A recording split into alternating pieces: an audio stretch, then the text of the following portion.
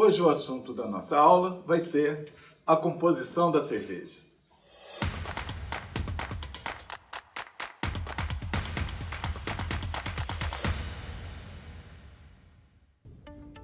Olá, eu sou Edson Perrone, do canal Hop Zone. Hoje nós vamos falar sobre a composição da cerveja.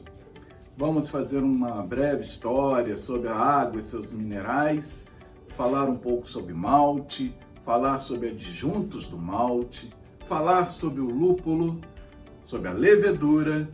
Dentro da levedura vamos distinguir o que é uma levedura ale, o que é uma levedura lager, e vamos também dar algumas informações sobre as leveduras Kveik.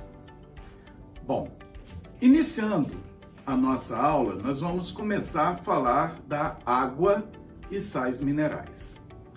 Como vocês sabem, a cerveja ela é uma bebida extremamente líquida e diluída. Então ela precisa de muita água na sua composição. A água é o principal componente da cerveja.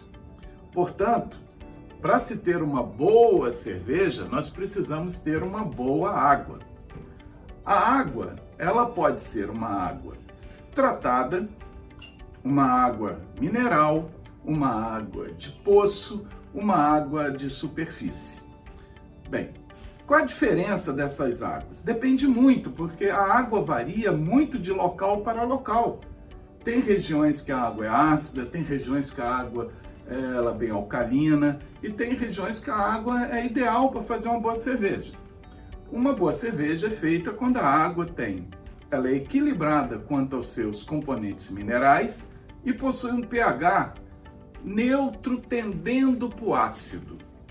E aí nós teremos uma boa água cervejeira.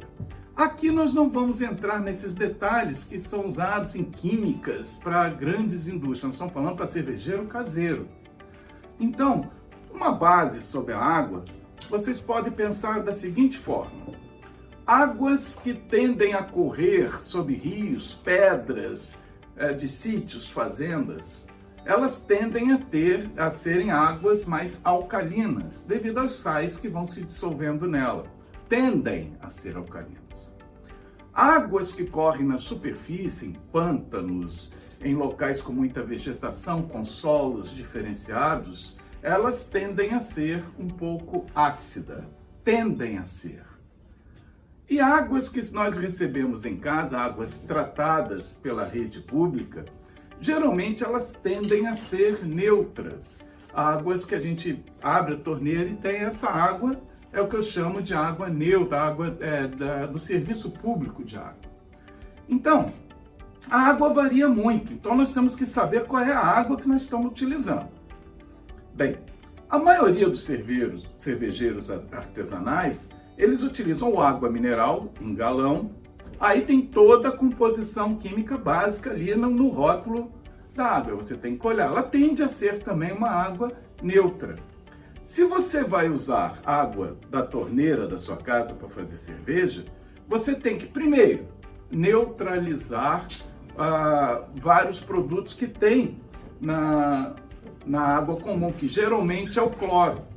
O cloro ele é um problema para a levedura. Então nós temos que passar por alguns filtros de carvão ativado para neutralizar esse cloro. Também temos que filtrar pequenas partículas contaminantes que possam estar vindo, até bactérias, protozoários, alguns micro-organismos que podem ser nocivos para a nossa cerveja. Temos que filtrar essa água. Bom, geralmente quando a gente conhece a água, nós vamos falar da água mineral ou água de torneira. Nós temos que, muitas vezes, controlar ou melhorar essa água. Melhorando essa água com alguns sais. Bom, que sais nós usamos geralmente? Poxa, é um monte de sais. Se vocês forem ver na indústria cervejeira, é um monte de sais para regular a água de um perfil industrial. Eu estou falando para cervejeiro caseiro.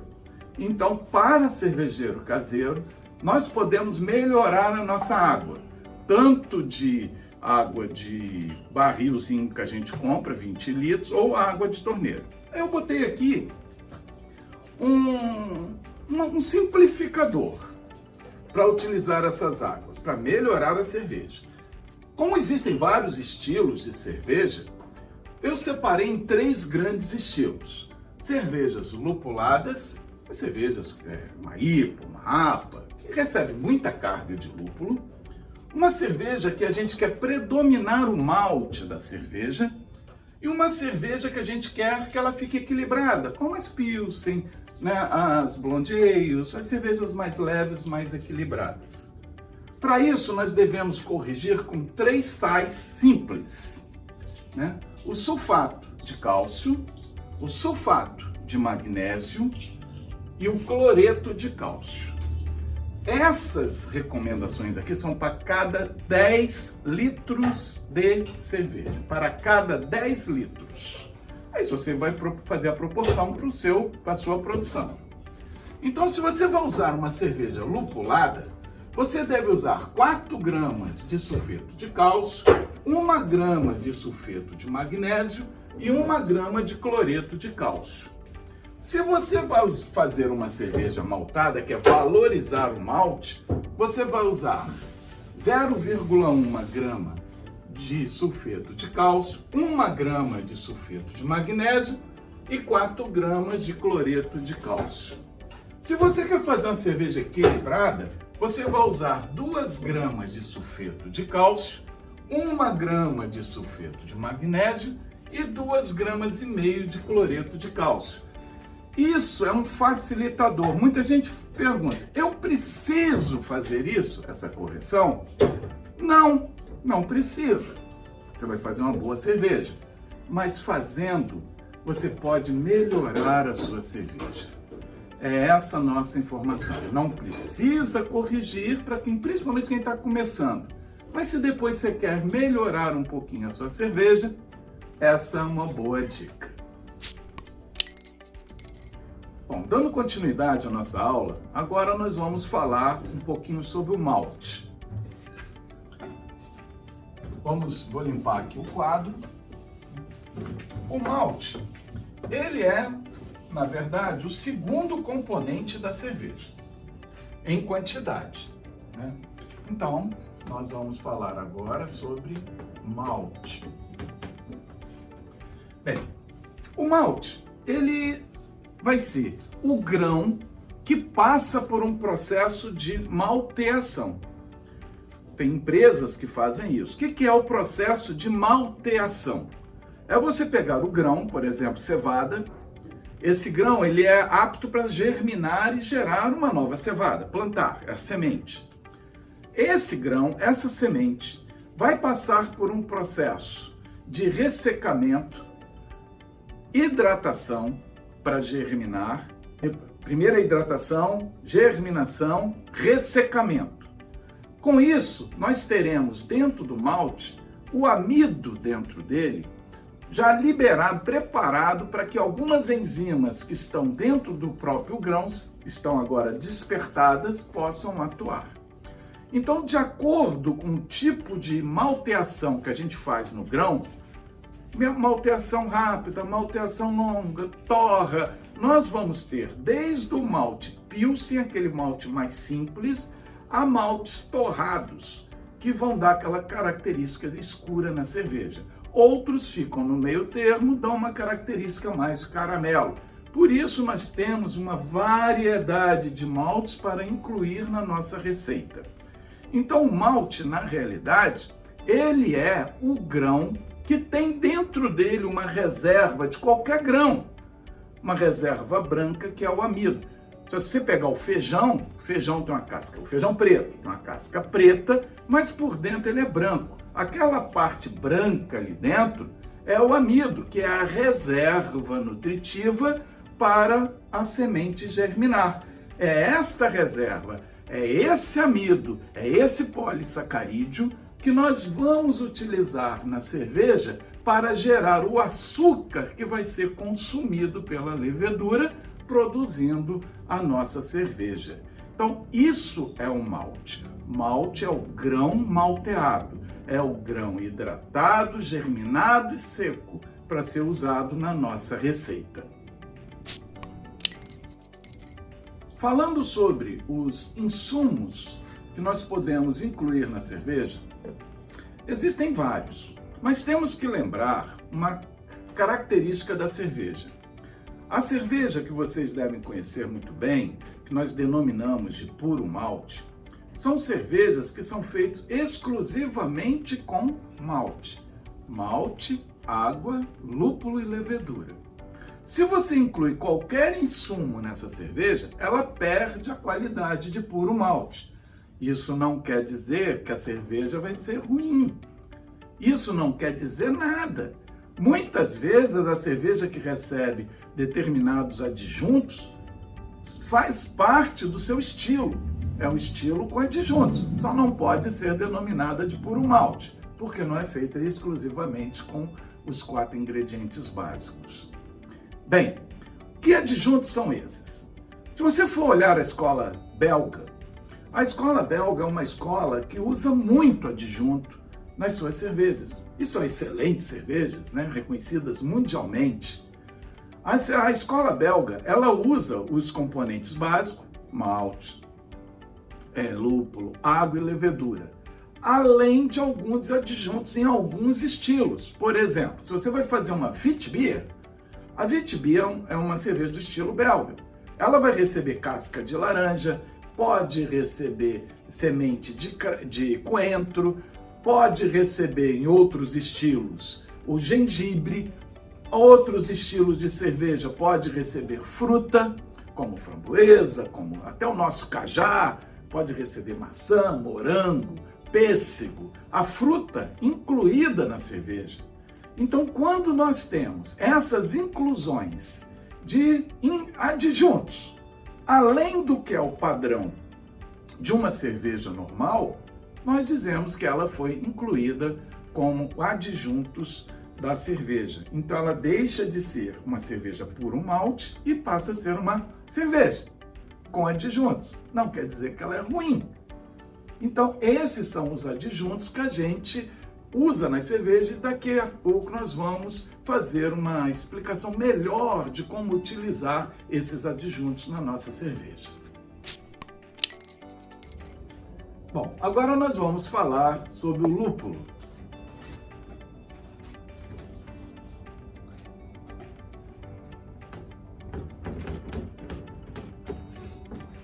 Gente, o lúpulo, muita gente me pergunta o que é lúpulo. O lúpulo é uma flor de uma planta, que é uma trepadeira, que nós chamamos essa planta de Humulus lupulus. Essa é a espécie dessa trepadeira. Bom, todo lúpulo é da mesma espécie. Agora, dependendo da variedade do lúpulo que a gente tem, nós podemos ter lúpulos que dão características muito diferentes na cerveja. O que o lúpulo faz numa cerveja? Ele é incluído geralmente na fervura do mosto e garante duas coisas: o amargor e o aroma, além também de contribuir com o sabor da cerveja. Então, nós podemos dizer que são três características da inclusão dele na cerveja. Quando a gente quer saber um pouco mais do lúpulo, a gente tem que olhar naqueles saquinhos que a gente compra, naqueles pacotes que vem nas lojas de insumo lúpulo dentro. Quando a gente olha ali, a gente observa que geralmente tem informado ali os alfa-ácidos. Esses alfa-ácidos é o que vai nos informar o potencial de amargor desse lúpulo. Então, é a informação de amargor. Então, nós temos que calcular a partir desse potencial de amargor, que dá geralmente em porcentagem, 12%, 14%, 7,5% e tal. A gente, usando isso aqui, nós vamos determinar o tempo de fervura. Esse tempo de fervura vai extrair do lúpulo esse potencial de amargor. Então, se a gente ferve esse lúpulo, vamos supor, 60 minutos,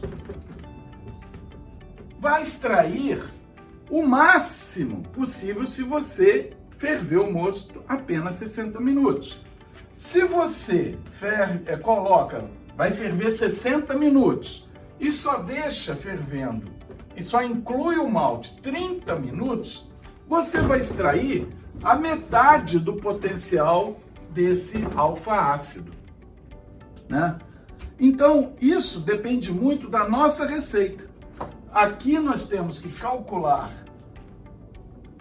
a quantidade de alfa-ácido e o tempo de fervura. Com isso, nós podemos calcular o IBU. O que é o IBU? É um padrão de demonstração, isso tem nos rótulos da cerveja, de quanto de amargor tem nessa cerveja. É através desse processo que a gente calcula o amargor. Também temos que olhar dois componentes básicos. Existem vários componentes ali, eu estou falando para quem está começando a entender esse processo. Uma outra coisa que a gente pode olhar na etiqueta do lúpulo é os beta-ácidos. Esses vão garantir para a gente alguns óleos que vão proporcionar na cerveja aromas e sabores. Então, quanto mais desses beta-ácidos tiver, ela tem um potencial de produzir determinados aromas e sabores. Isso varia muito de cada um. E temos que tomar cuidado também com um outro integrante que geralmente vem no lote,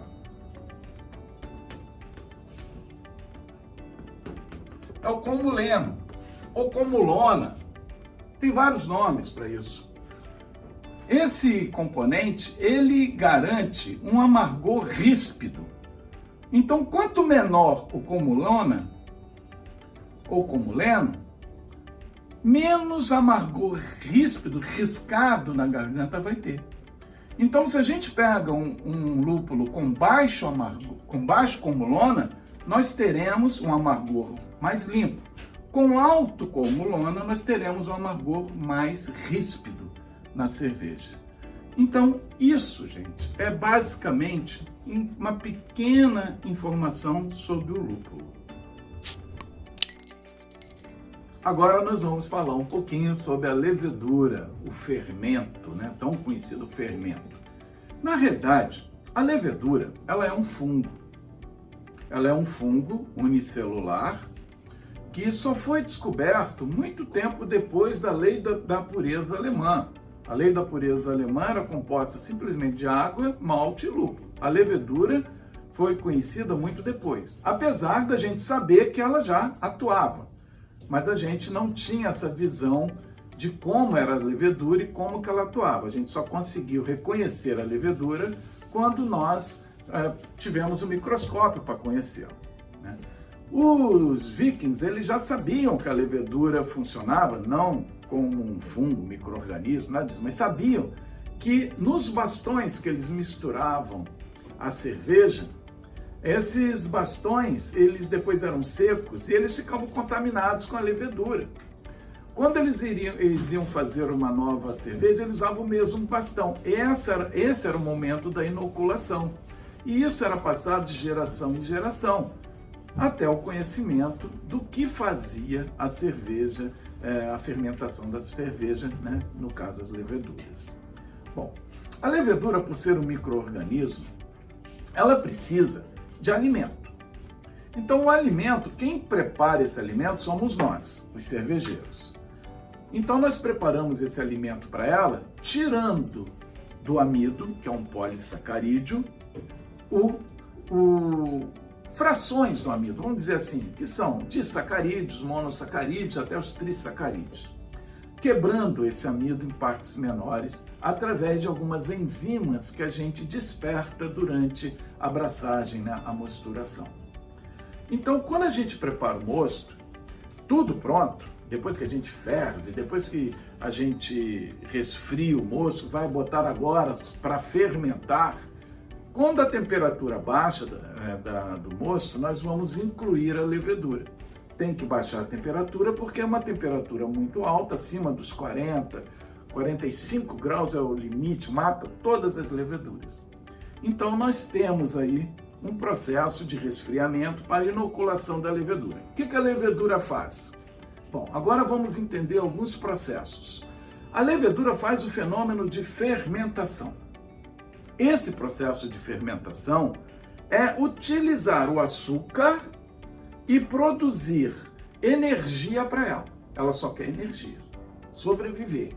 E nesse processo de fermentação, ela produz basicamente duas substâncias: o gás carbônico e o álcool que vai ser incorporado na cerveja. Bom, então quem faz a cerveja realmente é a levedura. Nós vamos criar o mosto para a levedura, mas quem faz a cerveja é a levedura. Bom, essa levedura, muita gente fala, tem que aerar o mosto. Para que aerar o mosto se a fermentação é feita sem oxigênio? É uma pergunta que muitas pessoas não sabem responder. Para que dar oxigênio se o processo de fermentação é sem oxigênio? Esse oxigênio inicial é para ela poder se reproduzir, gerar uma população de leveduras para que faça o processo de fermentação satisfatório. Como? Produzindo membranas plasmáticas, núcleos, organelas, duplicando, fazendo os brotamentos das leveduras. E com isso, uma eficiente fermentação após essa ação de duplicação. Essas leveduras, elas então vão trabalhar, depois que elas esgotam o açúcar naquele mosto, elas precipitam, indo para o fundo, formando uma verdadeira lama. Essa lama é quando ela flocula e vai para o fundo. Algumas leveduras são mais rápidas, outras são mais lentas, umas floculam muito, outras floculam um pouco, depende da variedade que vocês estão usando. Lembrando, existem vários tipos de leveduras, vocês vão ver, o S05 é um exemplo, o S04 é outro exemplo, T58, S33, W3470, entre tantas outras que existem no mercado. Bom, então essas leveduras vão trabalhar para produzir a nossa cerveja, são elas as verdadeiras cervejeiras. Existem outras leveduras que também podem ser utilizados. Hoje em dia virou moda se usar as leveduras nórdicas da Noruega, as Kveik. São leveduras da mesma espécie das leveduras Eios que a gente usa, a Saccharomyces cerevisiae, só que selecionadas durante muitas gerações para um padrão que possa fermentar em temperaturas elevadas sem gerar aromas e sabores indesejados. Continuando falando sobre as leveduras, nós temos dois tipos básicos de leveduras para fazer as nossas cervejas.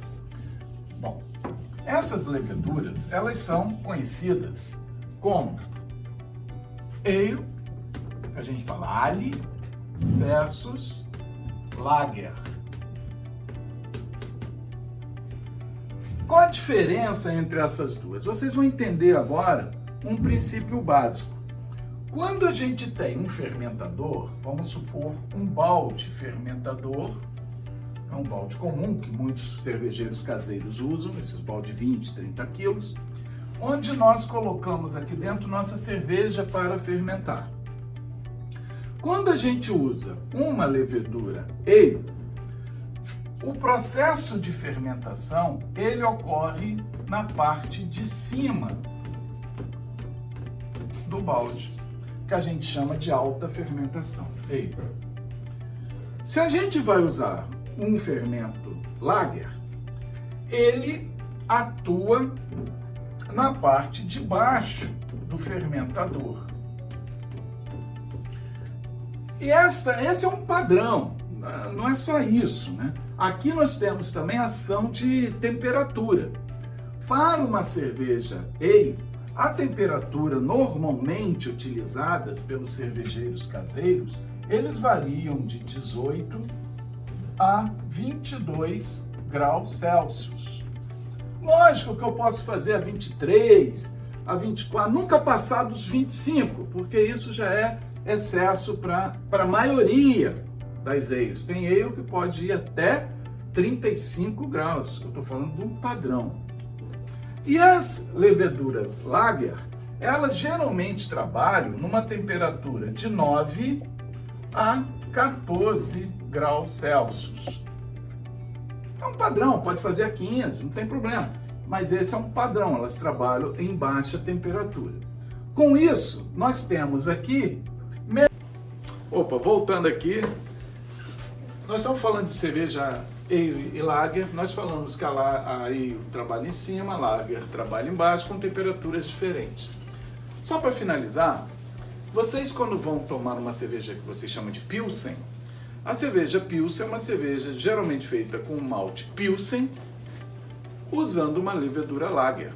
As demais, geralmente as demais cervejas, as IPAs que vocês tomam, APAs, as Blonde Ales, as Reds, as Stouts, normalmente são servidas no mercado, elas são ale, são trabalhadas em cima.